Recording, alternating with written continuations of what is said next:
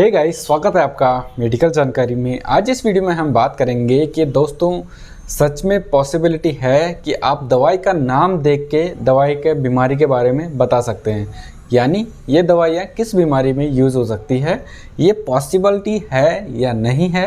तो इस वीडियो में हम इस बारे में पूरी तरीके से समझेंगे, तो वीडियो को लास्ट तक ज़रूर देखिएगा अगर आप पूरी तरीके से जानकारी जानना चाहते हैं तो। अब दोस्तों इस क्वेश्चन का आंसर आता है कि किसी किसी केस में आपको समझना हो सकता है। अब जैसे कि एग्जांपल लेता हूँ मैं एक एंटीबायोटिक का, जैसे कि एजिथ्रोमाइसिन। अब जो वर्ड माइसिन होंगे उसको तो आप समझ सकते हैं कि भैया ये एंटीबायोटिक है, लेकिन आप ये नहीं समझ सकते कौन सा एंटीबायोटिक किस प्रकार की बीमारी में दिया जा सकता है।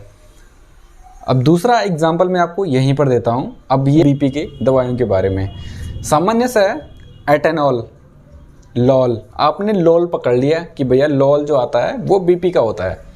यहीं पर आ गया आपका एम्लोडिपाइन। अब इसको डिपाइन में कैसे समझ लोगे कि आपके भैया ये भी बीपी का है।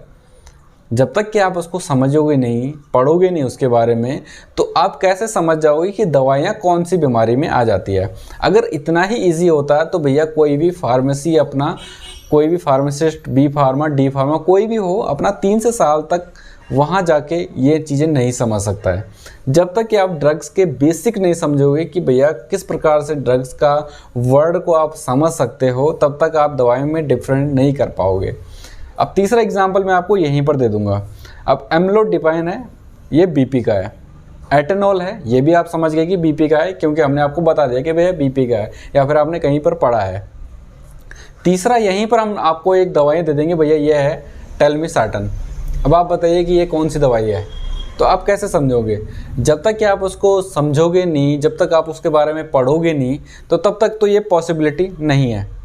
अब कई लोग यूट्यूब पे वीडियोस बना रहे हैं कि दवाइयों की समझ के आप बीमारी के बारे में जान सकते हैं, लेकिन कुछ कुछ पॉसिबिलिटी है। जैसे मैंने आपको बता दिया है कि एजिथ्रोमाइसिन है, क्लेथ्रोमाइसिन है, आपका एरिथ्रोमाइसिन है, तो इसमें माइसिन आ गया तो आप समझ जाइए। अब सिफेक्सिम है और ओफ्लॉक्सासिन है, अब ये भी एंटीबायोटिक है। इसके बारे में कैसे डिफरेंट समझोगे आप। जब तक आप उन चीज़ों का बेसिक नहीं समझोगे, इनका सिफेक्स वर्ड होता है वो नहीं समझोगे, तब तक आप दवाइयों के बारे में डिफरेंट नहीं जान पाओगे।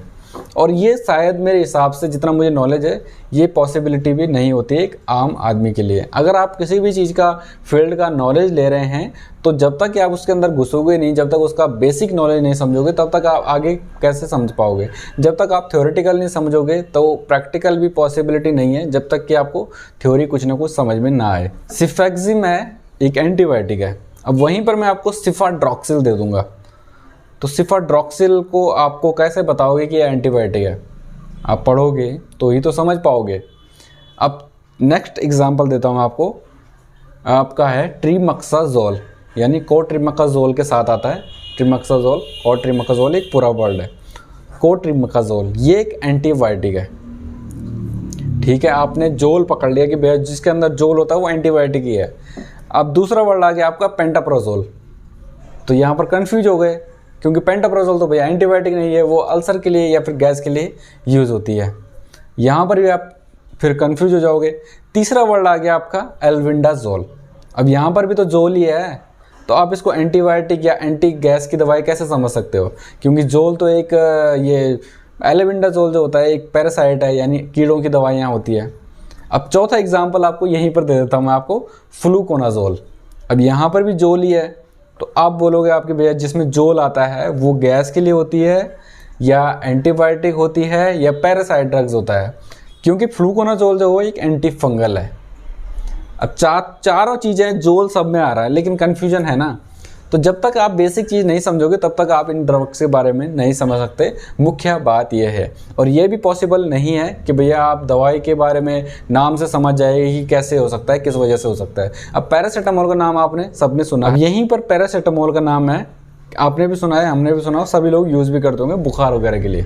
लेकिन कहाँ से पता चला, जब तक लोग आपको बताते रहे कि भैया इसको बुखार के लिए लीजिए, इसको सर दर्द के लिए लीजिए। कोविड के टाइम पे बहुत ज़्यादा चलता रहा कि बुखार आए तो पैरासीटामोल लीजिएगा, तो वहीं से तो आपने सीखने को मिला है ना। अगर आपको पहले ही बता देते कि हाँ जी ये लो पैरासीटामोल, अब आपको बताया नहीं गया कि इसका यूज़ क्या है, तो कैसे आप उसको यूज़ कर पाओगे? जब तक कि फार्मा कंपनी के बारे में आप जानोगे नहीं, दवाइयों के बारे में आप पढ़ोगे नहीं, लिखोगे नहीं, तो वो पॉसिबल नहीं है। लेकिन कुछ हद तक है, जैसे मैंने अभी आपको समझाया है कि एजिथ्रोमाइसिन, एक माइसिन वर्ड पकड़ लीजिएगा आप तो समझ सकते हैं। लेकिन वहीं पर माइसिन अगर कोई पेन किलर होगा तो कैसे समझोगे आप? तो वो पॉसिबल नहीं है। कभी कभी हम ही खुद कन्फ्यूज हो जाए, जो नया वर्ड निकल के आता है वो अलग अलग होता है, तो इससे समझना मुश्किल नहीं हो जाता है बहुत ज़्यादा। तो अब आप यहीं पर मैं पैरासीटामोल और दूसरा एक पेन किलर बता देता हूँ आपको, जैसे कि आपका हो गया डाइक्लोफिनेक। डाइक्लोफिनेक आपने पकड़ लिया कि फिनेक होता है वो पेन किलर होता है, वैसे ही एसिक्लोफिनेक, तो फिनेक आ गया ना, तो वो भी पेन किलर हो गया।